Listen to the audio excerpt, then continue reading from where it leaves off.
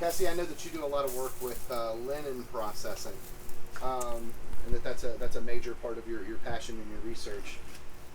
So what are some of the, well, tell me, first off, tell me a little bit about your work with flax growing and processing and some of the experimental archaeology that you're really delving into to help us learn more about the early flax production in America. Well, living in Mississippi in my early years, it's very hot there, and linen was just, I was already doing cross stitch on linen and crewel work with my grandmother. And so when I started spinning, the first thing you start spinning is wool. And when I moved back to Mississippi, and I just thought, well, I need to learn about linen because that's what I love to wear. It's cool fabric, and I wanted to learn to spin flax. I really taught myself to do it. I saw some photos of people dressing a distaff, and so I just kind of figured it out and started spinning flax to linen, and then I started weaving with it. And later years, I started accumulating and collecting hackles that I would find in antique stores. And so some of these, which gives me great pleasure to use, are dated 1779. And I love using them. I mean, I think about the people that used them before me. I was at an antique show, and I walked by this old scutching board. And the antique dealer, I just said, I want this. And he said, what is it? And I said, it's a scutching board used in the processing flax to linen. And he had the knife that went with it labeled butter curd knife, because I asked him, did anything come with this? And so I lucked out and got that, and I have some very old scutching knives that were used to take I'll show the process in just a minute. All right, so do you want to talk a little bit about the process and then maybe some demonstration as well? So every Good Friday, I usually plant flax. I plant the Maryland variety lately. I've done Adrienne, but the Maryland variety is what I've been using, and now there's another one, Lisette, I've been getting from Landis Valley, and I get it from the Zinendorfs, the Big Book of Flax people have the Maryland variety. And so I grow the flax, and it's very important that flax, the stems are only about, the root system is only about an inch or less. Some of them are just that much. So you can see how fine these little stems are. And it takes 85 to 90 days to grow flax. This year I'm going to plant a fall crop because they did do that in Appalachia. So I'm going to experiment with doing a fall crop. But 85 to 90 days, and I grow the flax, and then I can take the seeds off and dry it and store it for later use, or I have to ret it. And to ret means to rot. And I take these stalks and this fiber, and I lay it out in my backyard, and I let the dew and the rain and the wind, naturally a mold will grow, a fungus or mold will grow on the outer bark of the plant, and it's also staining the fibers that run from the tips of the flower tips all the way to the roots. You pull flax, you don't cut it. These are the roots are intact. And so after, sometimes I'll water ret. I have a little small pool that I'll fill with water. If I do ret with the rain and the dew and everything, it can take anywhere from 2 weeks to 6 weeks, depending on when you do it. And I love to do research. I do fall rets, I do spring rets, and I do winter retting, which gives you shades of blondes, and you get shades of grays to browns in the spring and the fall.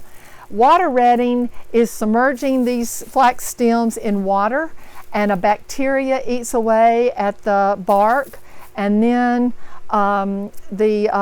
you have to watch it, because the warmer the water, the faster it rets. And it can ret anywhere from 3 days to 2 weeks, or longer if the water's colder. They traditionally ret it in streams, but a lot of people in the mountains do retted their flax. So, but the process after that, after it's retted and rotted, it goes to the flax break.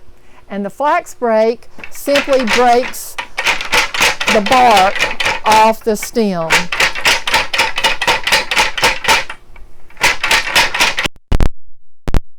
So after the bark has been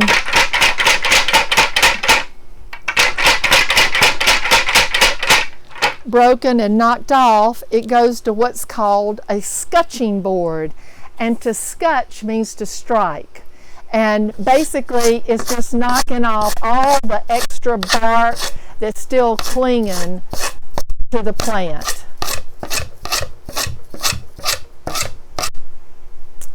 After it goes to the scutching, it goes to the hackles. And I have usually, traditionally they would have a wide hackle, and that would knock off the first round of separating the fibers. And then it would go to a medium hackle, and some people only had a medium hackle or a large and a medium. And I always look for the finer hackles. These are all nails, wrought iron nails that have been hammered in hot into this board and bent. And sometimes I've seen some, which I would love to find, where the nails are actually touching. And it's like splitting hair. The finer, the more you comb it, this separates what's called the toe, or your short hairs, from the line. And the line was used for your sheets and your clothing, anything next to your body. And the toe, the short fibers, were used in making toe sacks, which was a feed sack, or they stuffed mattresses with it, they cleaned gun barrels with it, they made utilitarian items or outer garments. But nothing was wasted in the flax to linen process, because it's 3 months to grow flax, and then another month of retting, and then you've got to spin it into thread before it is called linen. But the words like a tow-headed child and toe sack, which my grandfather we lived on a farm, and my grandfather would say, "Go get that toe sack." It was for the pick up corn or whatever with, and that was. He probably didn't know that that's what it was made from originally, but so when you process, and we can look at this on the table, all these different shades of flax you can get if you ret at different times of the year or different methods. It's every time you ret, it's a dye lot, and so it's really fascinating, and just different soils can give you different colors. But once it's spun, mounted on a distaff and spun into thread, it's called linen. And then woven into cloth, it's linen cloth. Do you want to talk a little bit about the natural dye? Yeah, I can. Well? Yeah. What sort of Yeah. is the result?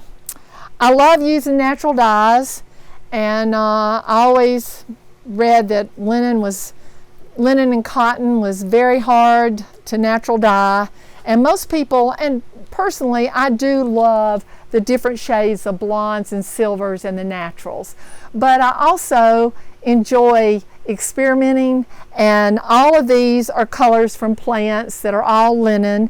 I use an alum tannin alum, and as a mordant, and a mordant is what it's like to bite. It's a French word that means to bite. And the mordant allows the color to stay in. So whatever mordant you use, that's what's going to make that dye stay in.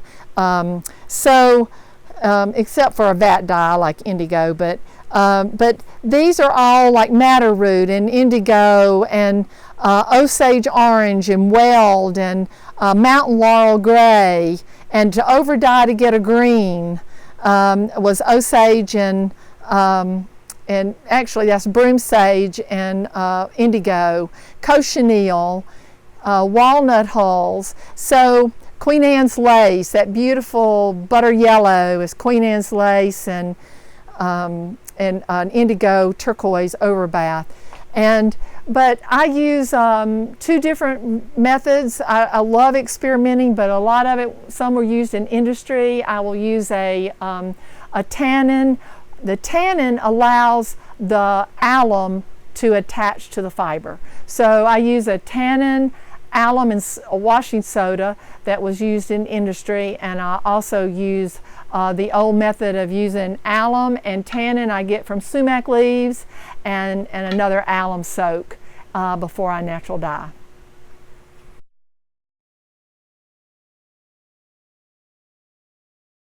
So this is my Maycomber loom, and Maycombers are known for being workhorses. I mean, I treat it pretty rough. It's got water stains and all kind of things, you know, holes dented in, but it's it serves the function that I want it to serve. And I have a sectional beam on this, which when I put on 30-yard warps, I use a sectional beam, which are 1-inch sections. So I have to fill spools, and if I want 40 to the inch, I have to have 40 spools, and all of those threads go in and go under and over and wrap on into those individual sections, so many yards. What I've done with this loom right now is I have put on what's called a chain warp.